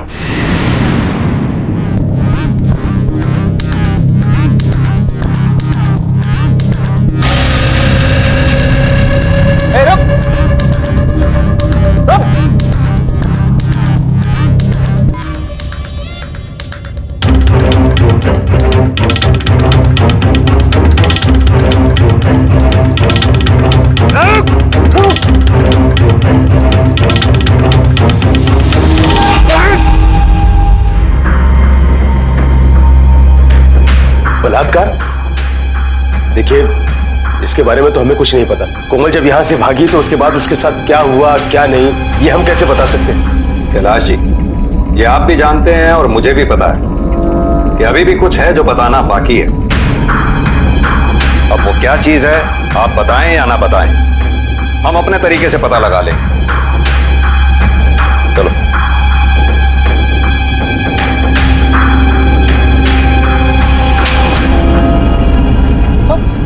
हम सच कह रहे, हमने किसी का बलात्कार नहीं किया और ना ही किसी का खून। सर, आप चाहे तो हमारे बारे में किसी से भी पूछ सकते हैं। सर, हमने कोमल तक को आज तक हाथ नहीं लगा। तो पूजा, कोमल के नंबर से आखिरी बार बातचीत तुझसे ही हुई थी, अब इस पे क्या झूठ बोलेगा? हाँ, कोमल और मेरी बात हुई थी। वो फोन पे फूट फूट के रो रही थी, तो मैंने कहा कि मुझे मिलना और मिलकर बात करनी। तो मुझसे बालाजी चौक मिलने के लिए गया था सर, लेकिन जब वहां गए तो कोमल वहां पर नहीं थी। हम इधर उधर घूम के उसका इंतजार कर रहे थे, तभी हमारी नजर उस पर पड़ी और हमने देखा कि वहां कुछ है। और हम उसके करीब गए तो वो लाश थी। तो हम तुरंत पहचान गए, वो लाश कोमल की चचेरी बहन पूजा की थी। डर के मारे हमारी हालत खराब हो गई और हम भाग गए। हम बहुत डर गए थे कि कहीं इस केस में हम ना फंस जाए। आप हमारी बात का विश्वास कीजिए, हमने कुछ भी नहीं किया सर। आकाश के बयान से इस केस का रुख ही बदल गया। जहां आकाश इस केस का प्राइम सस्पेक्ट था, वहीं उसके बयान के बाद यह केस फिर से एक ऐसे भंवर में फंस चुका था जहां से पुलिस को कोई किनारा नजर नहीं आ रहा था। आखिर पूजा को किसने मारा था? और कोमल के साथ भी हुए बलात्कार ने कई सवाल खड़े कर दिए थे कि आखिर एक ही परिवार की लड़कियों को कौन निशाना बना रहा था। पुलिस के लिए इस केस को सुलझाना दूध से पानी अलग करने जैसा था, लेकिन बहुत जल्द इस केस में कुछ ऐसा होने वाला था जो ना पहले कभी देखा गया था और ना ही कभी सुना गया था।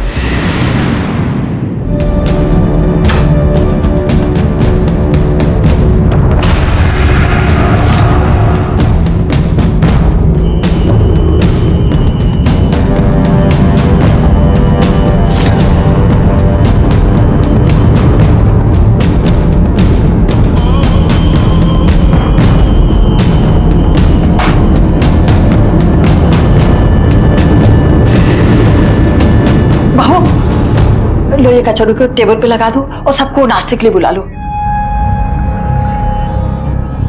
ले जाओ इसे और टेबल पे लगा दो, किसी को पता नहीं चलेगा।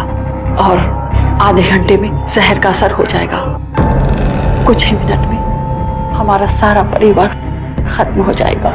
नहीं माँ जी, बस बहुत हो गया, अब मैं और सहन नहीं कर सकती। मैं आज ही पुलिस स्टेशन जाकर सब कुछ बता दूंगी। अभी पुलिस स्टेशन जाकर मैं सब कुछ बता दूंगी। हम जा रहे हैं पुलिस स्टेशन शिकायत करने। अब हम चुप नहीं बैठेंगे, बहुत हो गया। अब जब मरना ही है तो क्यों ना सब कुछ बताकर ही मरे। वैसे भी हमारी तो कोई गलती है नहीं, अब भुगतेगा वो जिसने गलत किया है। पागल हो गई है क्या? हाँ? अब तूने ठल्ला वाला क्या देखा? हाँ? समझा नहीं सकता उसको? अगर ये पुलिस स्टेशन गई तो पता है ना क्या होगा? हाँ? एक बार अच्छे से सोच लो। हम जा रहे हैं, सब कुछ बता के रहे। कहाँ? इसको घर के अंदर बंद करो। समझ में आया कि नहीं आया? आगे बताना। और किसी ने मुझे हाथ लगाया ना तो सर फोड़ेंगे हम चुप नहीं बैठेंगे। आज सब कुछ बता देंगे पुलिस को। पागल हो गई है क्या? सर मोस्ट प्रोबेबली एक सुसाइड केस। कोमल के बॉडी से कहीं भी आकाश के कोई डीएनए ट्रेसेस नहीं मिले।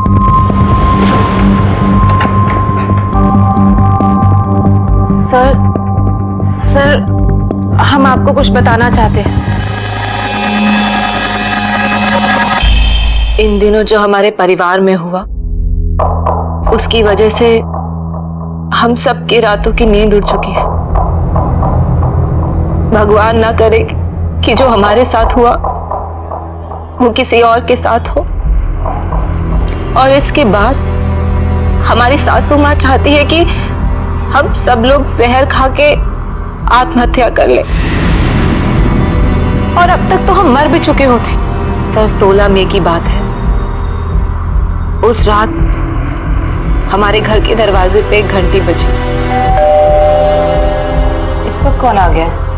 अगर हमें पता होता कि उस घंटी के बाद हम सब की जिंदगी नर्क बनने वाली है तो हम वो दरवाजा कभी खोलते ही नहीं। एक आदमी मंकी कैप पहनकर अपना पूरा मुंह ढककर बंदूक ताने घर के अंदर घुस गया और उसने हमारी ननंद कोमल को अपनी बंदूक का निशाना बनाया और हमारे पति राहुल को बोला कि वो घर के सारे सदस्य को बांध दे। उसके बाद जो उसने किया वो तो और भी शर्मनाक था। उसने हम सबके सामने हमारी ननंद कोमल का बलात्कार किया। बाबूजी को यकीन था कि कोमल ही दोषी है। वो दरिंदा कोमल से बदला लेने आया था, इसलिए बाबूजी ने कोमल को घर से निकाल दिया। मैंने कुछ नहीं किया, मेरा कोई दोष नहीं है, प्लीज मुझे माफ कर। तेरा दोष नहीं तो किसका दोष है? हाँ? अपने मोबाइल फोन देखिए तूने? मैसेजेस से भरा पड़ा है। अरे पढ़ने जाती थी, कुकर्म करने जाती थी वहां पर। मैंने सब कुछ नहीं किया। तेरे कुकर्म है ये सब जो घर के अंदर तक चले आए। निकल जा, घर से बाहर निकल और निकलने की हानि है। चल निकल। नहीं बाबू, मेरा कोई बाहर निकल जा, खबरदार। अगर कोई इसकी हिम्मत में है ना तो लात मार के घर के बाहर निकाल दूंगा। चल जा, निकल जा घर के बाहर। पापा प्लीज। वो चीखती रही, चिल्लाती रही, लेकिन बाबूजी ने दरवाजा नहीं खोला और यहाँ तक कि हम में से किसी ने भी कोमल की मदद नहीं की और हताश होकर कोमल वहां से चली गई। शायद ये बात उसके दिल में घर कर गई हो।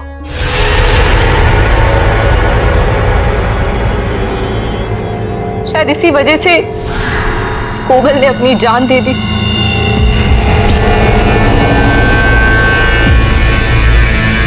और हम सब ने मिलकर ये बात दबा दी कि ताकि घर की बेइज्जती ना हो। लेकिन ये सिलसिला यहीं पर खत्म नहीं हुआ। लेकिन एक बात मेरी समझ में नहीं है, कोई इंसान किसी 45-50 साल की औरत के साथ भी रेप कर सकता है। और इस बार उस आदमी का निशाना हमारी सासू माँ थी। उसने हम सब के सामने वही किया जो कोमल के साथ किया। हम सब बस देखते रहे, कुछ नहीं कर पाए। सर उस घर में हैवानियत का ऐसा नंगा नाच चल रहा था कि जिसे बताने में भी हमें शर्म आ रही। उस रात के बाद तो हम सब की रूह कांप उठी थी। घर से बाहर निकलने में भी हमें डर लगता था। खौफ का ऐसा मंजर शायद ही किसी ने देखा हो जो हमारे साथ बीत रहा था। तुम लोग इतने वक्त तक उस अपराधी को झेलते रहे, एक बार भी पुलिस की मदद लेने का ख्याल नहीं आया? अरे अनुज तो तुम्हारा पड़ोसी था, उसे ही एक बार इशारा कर दिया होता ये सब रोकने के लिए। बाबूजी ने हम सबके मुंह पे पट्टी बांध रखी थी। जब घर की घंटी बजती हम कभी दरवाजा नहीं खोलते। लेकिन वो आदमी वो आदमी इतना शातिर था। उस रात हम सब सोने ही जा रहे थे। हम सब बहुत घबरा गए। बहुत हिम्मत करके हमारे पति राहुल वो दरवाजा खोलने गए और जैसे ही दरवाजा खोला तो वही आदमी था। इस बार उसकी दरिंदगी का शिकार हम थे। मर जाएंगे हम, मर जाएंगे हम।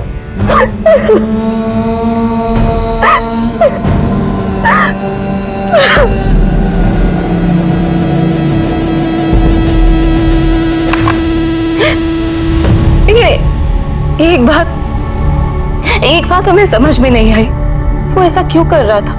वो किस बात का बदला हम सब से ले रहा था?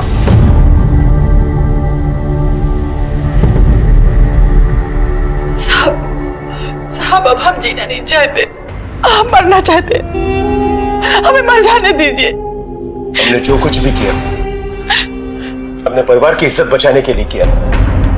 बहुत वक्त लगता है साहब नाम कमाने के लिए, और नाम को मिटाने के लिए एक झटका काफी होता है। क्या बताएं साहब, कैसा महसूस कर रहे हैं? हमारी आंखों के सामने हम कुछ नहीं कर सके, ना अपनी बहन को बचा सके, ना माँ को, ना बीवी को। हमारा होना ना होना जैसे एक जैसा हो गया। इतना गिर गया अपनी नजरों में कि मन ही नहीं करता जीने का। आत्महत्या तो आप सबने तभी कर ली थी जब आप लोगों ने इतने बड़े जुर्म को छुपाया। जिंदा होने का सबूत तो आपकी बहू निशा ने दिया है।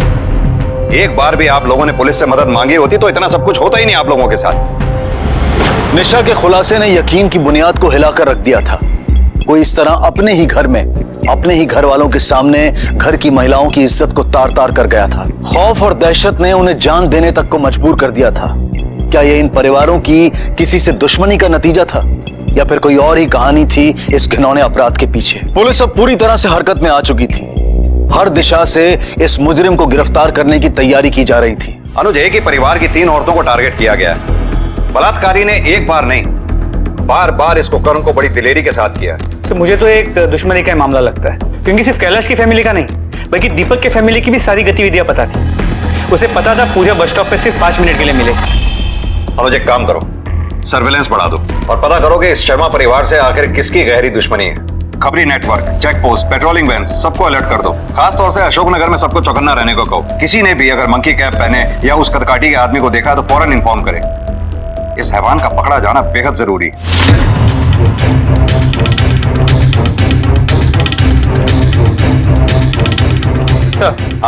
सर, अब तक मिली इंफॉर्मेशन के हिसाब से कैलाश और दीपक ही एक दूसरे के सबसे बड़े दुश्मन थे। लेकिन आसपास के लोगों से पता चला है कि पिछले कुछ दिनों से एक कॉन्ट्रैक्टर यहाँ कई बार आते जाते दिखा है। क्या नाम है उसका? मनोज। एड्रेस पता उसका?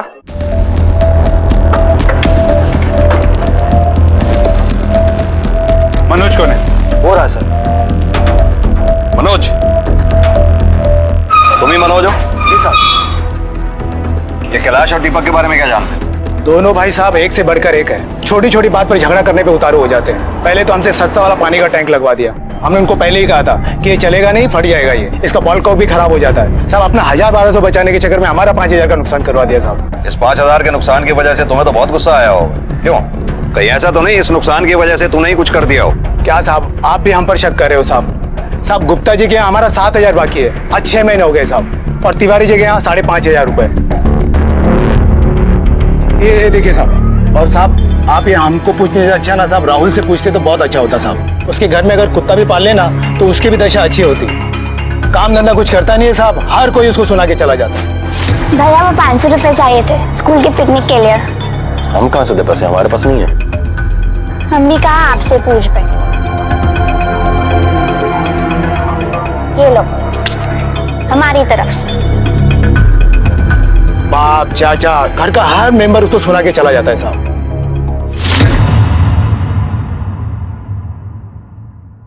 सब कमाई काफी कम हो पाती है, इस वजह से पापा थोड़ा नाराज रहते हैं।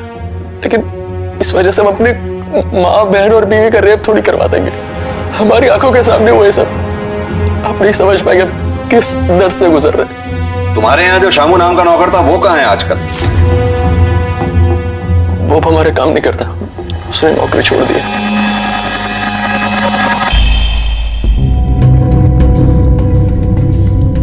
घर में सब शामू को पसंद करते थे, सिर्फ बाबूजी को छोड़कर। किधर? हम बोले कहीं जाने के लिए? अरे जिससे पैसे मिलते हैं ना उसका हुक्म माना कर, समझा? जब भी घर पे रेप हुए तब शामू कहाँ था? जब जब घर में ये हादसा हुआ तब शामू यहाँ नहीं था। वैसे शामू यही घर के पीछे वाले कमरे में रहता था। हाँ, वो आदमी भी थोड़ा बहुत शामू जैसा ही लग रहा था। ये शामू कहाँ मिलेगा? घर के बाहर एक राशन वाले की दुकान है। साहब, शामू बहुत अच्छा लड़का है। एक बात बताओ, शर्मा जी के यहाँ पे काम छोड़ने के बाद वो कहाँ गया? नौकरी छोड़ने के बाद हमसे मिलने तो आया था और कह रहा था कि हंसनगर में कहीं काम पे लगा है।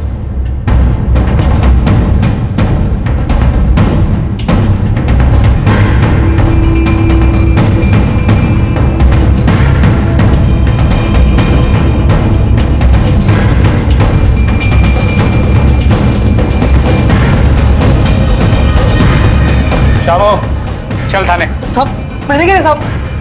थाने चल के पता लगेगा। चल।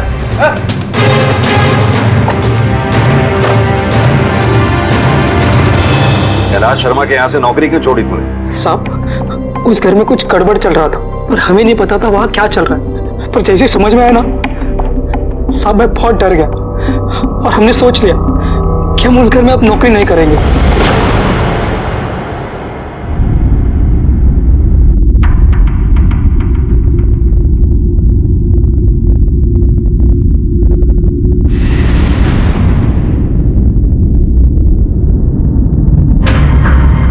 काफी दिनों से देख रही हूँ कि आप यहाँ पर आती हैं, फिर कुछ सोचकर उल्टा चली जाती हैं। क्या बात है? कोई तकलीफ है? जब घर में बलात्कार हुआ उस वक्त तू कहाँ था? साहब, या तो मैं अपने रूम में रहूंगा घर के पीछे, या फिर मेरा जो दोस्त है बिरजू किराना वाला, उसके यहाँ। आप चाहे तो किसी को भी पूछ लो। मैडम, एक बूढ़ी औरत के साथ बलात्कार हुआ है। बलात्कार? जी हाँ मैडम, मैं एक ओल्ड एज होम में काम करती हूँ। ये कुछ वक्त पहले की बात है, लेकिन मैंने ये बात किसी को नहीं बताई अभी तक।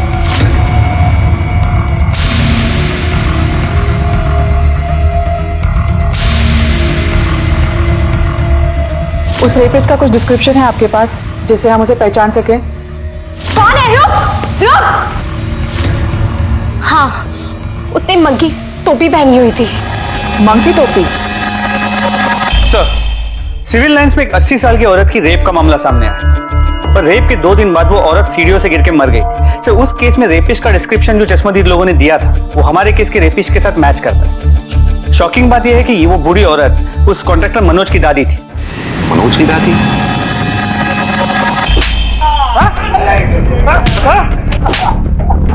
एक कायर आदमी है तू। तेरे सारे लोकेशन हमने ट्रैक कर लिए हैं। तेरे मजदूरों से हमने बात की। तूने जब जब कहा कि तू कंस्ट्रक्शन साइट पे था, तू बात था ही नहीं। सर, इसके घर से ये मंकी कैप मिला है।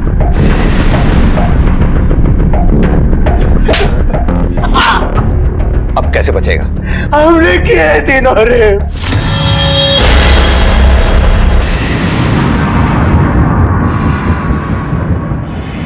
बच्ची को क्यों मारा तूने? और अपनी दादी, एक 80 साल की औरत को भी नहीं छोड़ा तूने? तो इंसान है या हैवान? हमने दादी को कुछ नहीं किया है।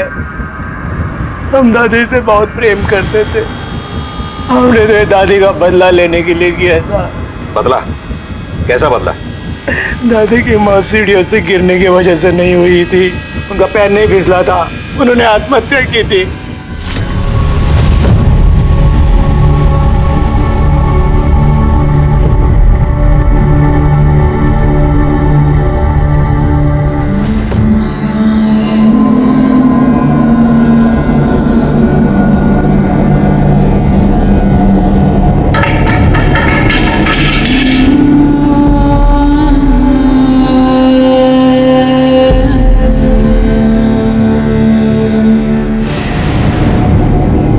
मरने से पहले उन्होंने उस कुत्ते का नाम भी बताया था। वो कौन था? कभी कभी वो यहाँ पर गड्ढे देने आता था। बेटा, मेरी जिंदगी पहले ही बहुत बड़ा बोझ थी, अब इस खिलौने घाव के साथ मैं और नहीं जीना चाहती। हमारा एक ही उद्देश्य था कि उस कुत्ते से बदला लेना। हमने चल नाम बता।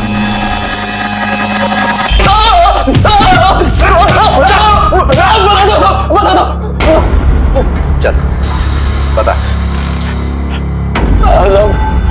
हमने रेप किया था, बुढ़ी औरत का भी पूजा का भी किया था, ये तो हमें भी पता है। क्यों किया था ये बता। बचपन से लेकर सर हर मोड़ पर, हर जगह असफलता ही मिली हमें।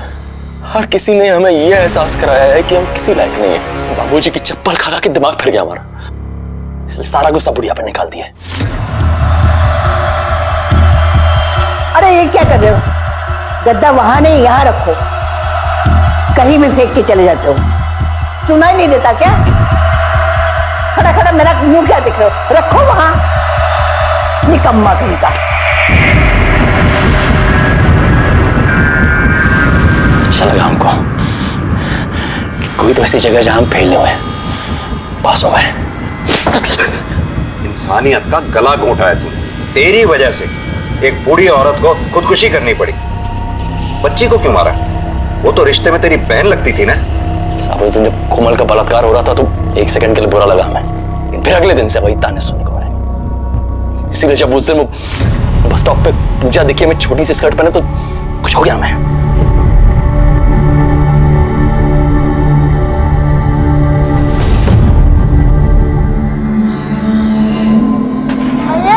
क्यों निकाल रहे हो? कुछ नहीं, कुछ नहीं। लेकिन उसको अपने साथ रेप किया, वो रोने चिल्लाने लगी। वो सुनना नहीं, इसके गला घोट मार के।